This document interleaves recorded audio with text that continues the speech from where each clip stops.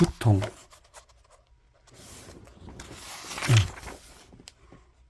머리가 아프다는 것은 컴퓨터의 자판이 말을 듣지 않는 것과 같이 아무리 자판을 두드려도 본체가 말을 듣지 않는 코마 상태라고 해도 무방하다.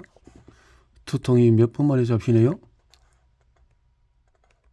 갑자기 두통이 와서 약 먹고 검사해도 이상이 없는데 어떻게 했으면 좋겠습니까? 곱상한 얼굴이었지만 이미 턱도 조금 들어가 있고 몸은 반듯해 보이지만 틀어진 것이 보였다. 5분 정도면 두통이 사라질 것 같습니다. 말씀을 드리고 선자세에서 자세를 바르게 만들어주고 아몬드 하나를 입에 넣어서 씹어 먹어보라고 했습니다. 어때? 한쪽으로만 씹었는데도 반대쪽 치아를 이용해서 씹어보니까 정말 신기하네요. 한쪽으로만 씹었는데도 반대쪽으로도 잘 씹히네요. 몸이 틀어지면 씹는 것도 문제가 되고 두통이 제일 문제가 된다. 어지럽거나 머리에 두통은 어떤 일도 할 수 없기 때문이다. 5분 정도 시간이 지나 두통만 하고 모르니 안 아파요. 머리가 맑아졌어요. 라고 했다. 그 후로 어머니가 몇 번 통화를 했지만은 두통에 대한 고민은 더 이상 하지 않는다고 했다. 아이들 몸이 틀어지면 두통으로도 올 수 있다. 반듯하게 서는 것만으로 얼마든지 자기 하고 싶은 일을 할 수 있다는 것이다. 두통이 안 잡혀서 머리를 잘라내 버리고 싶었어요. 필처를 찾아온 48세 여성은 20년 이상 두통 때문에 머리를 잘라내 버렸으면 좋겠다고 할 정도로 두통을 앓고 사셨으나 두통이 사라지자 세상이 달라 보인다고 했었다. 두통으로 베개로 머리에 때리고 벽에 부딪혀서 두통이 사라질까? 머리가 없으면 통증도 없을 텐데 라며 통증을 호소하고 힘들어했던 나날들을 돌이켜보면서 사는 게 사는 것이 아니었다라는 말씀을 하셨다. 필자는 두통에 시달려 본 적이 없지만 두통이 있던 분들이 만나면 똑같이 머리를 떼어버리고 싶다고 하셨다. 눈으로만 공감을 했을 뿐 손을 맞잡고서 그렇게 고통을 하늘이 옛일이 되어서 웃을 수 있고 머리가 달려있으며 감사하게 생각하게 되는 날도 있다는 것이 신기해하는 모습은 이 일을 하는 필자에게도 큰 즐거움이 된다. 두통약을 먹었는데 왜 낫지 않았을까?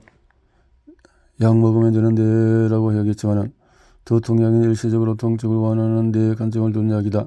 두통으로 수시로 먹게 되면 약은 눌려있던 혈관이 다시금 확장하면서 머리를 꽉 차면서 터질 듯한 두통이 다시금 오게 된다. 약에 대한 설명을 자세히 설명하지 않더라도 약을 수년간 복용하지 않더라도 두통을 없애주지 못했다는 것만으로도 약은 두통에 도움이 되지 못했음을 알아야 한다. 두통이 원인은 머리가 아니었네. 두통이 있어 검사를 하고 다른 곳에 가서 또 검사를 해도 나오지 않는 이유는 머리에 원인이 있지 않기 때문이다. 두통은 구부진 몸을 가진 분들은 한 번 정도는 겪게 되고 거북목이 심해질수록 두통은 언제든지 발생할 수 있게 된다. 두통이 있어도 바른 자세를 만들어주는 것이고 목을 반드시 펴주는 것이지만 근본적인 것 거북목 일자목을 반드시 펴주는 것이 없다 보니 원인 모를 두통으로 몇십 년을 고통으로 살아갈 수밖에 없었다. 48세 김상희님의 경우에도 처음에 만난 장소는 어느 지하철역의 길다란 의자가 있는 조그만 공원이었다. 필자가 있는 곳까지 오라고 해도 도저히 힘들어해서 중간 지점에서 만나는데 중간 지점까지 오는 것도 너무 힘들었고 고통의 시간이었다고 말할 정도였다. 과외 선생님이셨는데 중간고사나 기말고사처럼 학생들 시험이 끝나는 시점은 무조건 응급실에 실려갔다고 했다. 머리뿐 아니라 온몸이 통증으로 연결되어 있어서 삶이 고통의 시간이었다고 할 정도였다.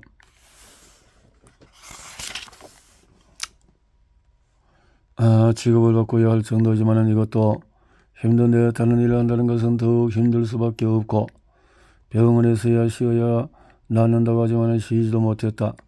왜 두통이 시작되었는지는 이해도 못하기에 약만 주고 진정시키려고 하는 방법들은 결코 해결책이 될 수가 없었다. 지나가는 사람들이야 아랑곳하지 않고 벤치에 누이고 몸을 펴는 데 집중하고 돌려보낸 이후로 그렇게 심하던 두통도 두 마리 곰도 사라진 것이 인연이 되어 지금도 지하철 공원 벤치에 일하면서 전화를 하다가 깔깔깔 웃어대곤 한다. 지금은 사람이 되어나라고 살 것 같다고. 머리가 맑아지니 살 것 같아요. 한 번은 안양에서 허리가 아픈 남편이 우리 와이프가 머리가 너무 오랫동안 많이 아팠어.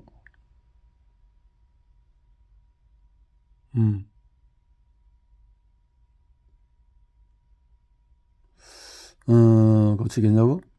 얼마나 아프냐고? 들었으면 까먹고 안양에서 지하철을 타서도 혼자서 오기가 힘들다는 이유가 지하철 출구를 찾는데도 머리에서 전혀 감각이 없어서 오르고 내리고 어느 곳을 가야 할지 전혀 감각이 잡히지 않아서 수없이 남편을 따라 이곳저곳을 헤맸지만은 고질이 된 머리에서는 여전히 머릿속에서 전기들이 덜덜덜 하고 머리를 파는 듯하고 돌들이 부딪혀서 돌아다는 듯한 고통에 베개로 머리를 때리고 벽에 머리를 일부러 부딪히게 해서 정말 머리를 몸과 분리시켜서 이런 고통이 따랐던 사람, 목 디스크를 겪는 분들, 거북목과 일자목을 하고 있는 분들이라면 이미 두통으로 고통이 나날을 살아가고 있으며 안타깝게 그지없지만 이제 말할 수 있다. 이 두통이 사라지는 머리가 맑아지고 삶의 질이 높아지는 것 같다. 두통. 다리편에서 8장 다리편. 죽기 3일 전까지는 두 다리를 걸어서 화장실까지 마음대로 갔으면 한다. 필자가 아팠을 때 손가락 하나조차 꼼짝거리지도 못하는 다시 직장을 다닐 수 있을까? 고민. 이렇게 됐네요. 책을 마무리하기 위해서 오른 산책길에 계단을 두 계단 남겨놓고서 다리가 아픈지 장성은 아들이 어머니께 등을 내미는 모습을 보았다고 보고만 있을 수는 없어.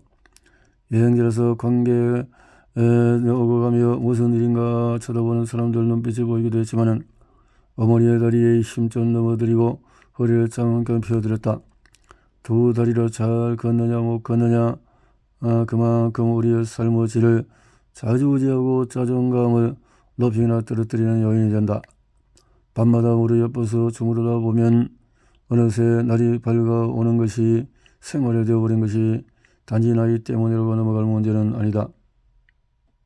그래서 하늘까지를 부호적으로 생각할 만큼 중요한 다리의 세계를 이제 열어버리고 한다. 나쁜 자세가 무릎 통증을 가져오게 한다. 무릎 아프신 분들은 무릎 통증으로 걷기가 힘들다고 하신다. 필자의 어머니도 생전에 무릎이 좋지 않아서 세상의 모든 계란이 사라졌으면 좋겠다고 했다. 필자를 찾아온 분 중에서 반포에 사시는 필자에게는 특별한 분이 계시는데 무릎을 구부려서 부처님께 절 한번 드렸으면 더 이상 소원이 없겠다고 하시던 분이다. 한쪽 다리를 땅에 끌다시피 했다. 딱딱하게 굳어버린 무릎이 다시금 좋아져서 부처님께 절 한번 하셨으면 좋겠다. 무릎이 굽히거나 안기지도 전에 이미 무릎 통증이 오는 것을 염증으로 통증이 오고 무릎이 아프다고 생각하고 믿고 그렇게 알고 있다. 그러나 순간 자세를 바꾸고 다른 방법으로 무릎을 굽히고 앉으라고 하면 통증이 덜하다. 순간적으로 염증이 사라져서가 아니라 이는 우리가 고민하는 통증이 염증으로 오는 것이 아니라 바로 우리 몸의 자세에 따라서 무릎의 통증을 가져온다는 것을 증명한다. 그만큼 무릎의 위치와 각도의 변화는 통증이 오게 할 수도 줄어들 수도 할 수도 있다. 통증이 줄어들게 무릎의 각도를 만들고 무릎의 근육을 만들어 잘 걷게 하는 것이 우리가 꿈꾸는 그래서 하늘까지의 꿈을 이루게 하는 포인트가 됨을 알아야 한다. 무릎의 자세, 무릎의 각도를 이야기하는 것은 어떤 자세를 갖느냐에 따라서 무릎의 체중이 실림에 따라서 쉽게 필하고 통증이 온다. 연골판이 찢어지거나 그로 인해서 염증이나 뼈끼리 물려서 마찰하게 되면 무릎의 구부림과 펴는 것에 크게 영향을 미치게 된다. 일반적인 무릎의 통증이 오게 되면 허리나 목의 통증의 경우와 같이 통증을 가라앉히기 위해 주사나 침술로 통증을 억제하다가 끝내는 연골판을 드러내거나 두 다리를 수술하는 과정을 밟게 된다. 무릎을 수술하더라도 운동을 해야 하고 수술 준비 중에도 운동을 해야 한다. 그리고 어떤 자세를 유지하면서 운동의 방법에 따라서 통증이 사라지는 것처럼 어떤 근육을 만져주느냐에 따라서 독일 마을에서 만난 어머니처럼 무릎의 통증이 금세 사라져 뛰어다닐 수 있는 것이다. 스쿼트를 배울 때 좌측 그림처럼 배운다. 스쿼트 운동을 하면 무릎이 좋은다고 해서 운동센터를 찾았는데 오히려 무릎의 통증으로 스쿼트 운동을 못하겠다라는 분들이 많다. 그래서 필사기 오신 분들에게 쉬운 스쿼트 운동을 우측 그림과 같이 다시 알려드린다.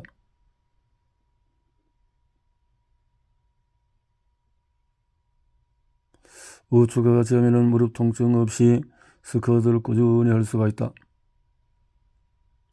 스쿼트 운동 자세는 특정 자세가 좋고 나쁨보다는 개인의 무릎의 상태에 따라서 방법도 달라져야 한다. 평소 무릎 통증으로 고생하는 분들이라면 우측 그림처럼 바꾸어서 스쿼트 운동을 한다. 힘드는 사람은 그렇지. 무릎이 아프기 전에 허리가 먼저 아프다. 허리가 아프신 분들은 초기에는 허리 통증으로 다음엔 어깨 통증 그리고 무릎 통증이 순서로 오는 경우가 많다. 최근 옆부분에서 독일 마을에서 언급한 분도 오른쪽 무릎이 심하게 밖으로 벌어져 있어서 오른쪽 무릎 부분을 만져드렸더니 이미 2달이 연골 수술을 다 했는데도 무릎이 아프다라는 이야기를 했다. 여사님, 무릎 아프기 전에 허리가 아팠을 것인데요? 라고 물었더니 허리부터 아프고 다리가 아팠다 라고 가족들 보는데 앞에서 말했다. 나이를 들어서 이미 허리의 자세가 좋지 못하면 골반이 틀어짐으로 인해서 그리고 골반의 위치에 따라서 허리 통증을 먼저 느끼게 되고 허리의 통증을 느끼는 순간부터 무릎의 자세의 각도 변화가 일어나면서 무릎에 실리는 체중의 무게감도 커진다. 골반의 각도는 무릎에 실리는 무게만큼의 영향을 크게 미친다.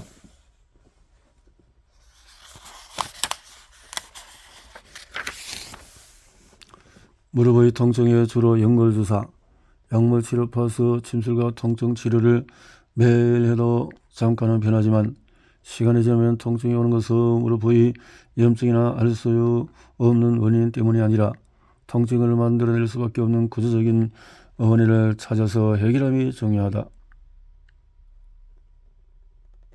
이렇게 호흡을 할 수 있도록 한다. 정말 무릎을 펴면 될까요? 네. 그런데 무릎을 내 마음대로 펼 수 없다는 큰 장벽에 가로 막힌다면 무릎이 구부러져서 펴질 수 없는 원인들을 하나씩 다시금 돌아봐야 한다. 몸무게보다 더 구부러진 각도만큼의 하중을 무릎이 받게 되어서 통증이 오게 되는 것이다. 그렇게 무릎을 약물로 치료하고 심지어 수술까지 하더라도 다시금 무릎이 아프게 되는 이유가 상체 때문이다. 허리가 아팠던 분들은 무릎을 수술할지라도 아픈 것에서 벗어나는 길은 먼저 상체가 어떻게 바로 서느냐가 관건이 된다. 그거 전 허리를 병원에서 반드시 펴주지 못한다는 것을 허리편에서 말씀드렸지만 결국 운동해야 한다. 허리편은 저 골반을 바로잡는 운동을 해야 무릎이 편해진다. 골반을 바로잡는 다이어트를 하면 무릎이 더 아프다. 몸무게를 줄여야 무릎이 덜 아프게 다이어트부터 하셔야 됩니다. 다이어트 20kg 통증으로 인해서 운동량이 떨어지고 근육이 없는 상태에서 다이어트는 근육의 손실을 일으킨다. 무릎을 실리는 무게를 최대한 줄여라. 그림과 같이 이렇게 해서 실험을 해보자. 오른쪽과 그림과 같이 종이를 하나로 원통으로 둘 눌러서 컵을 올리면 컵이 반드시 세워져서 쓰러지지 않는다. 이번엔 기둥 역할을 하는 종이를 살짝 접어서 컵을 올리면 접힌 부분으로 인해서 쓰러지고 만다.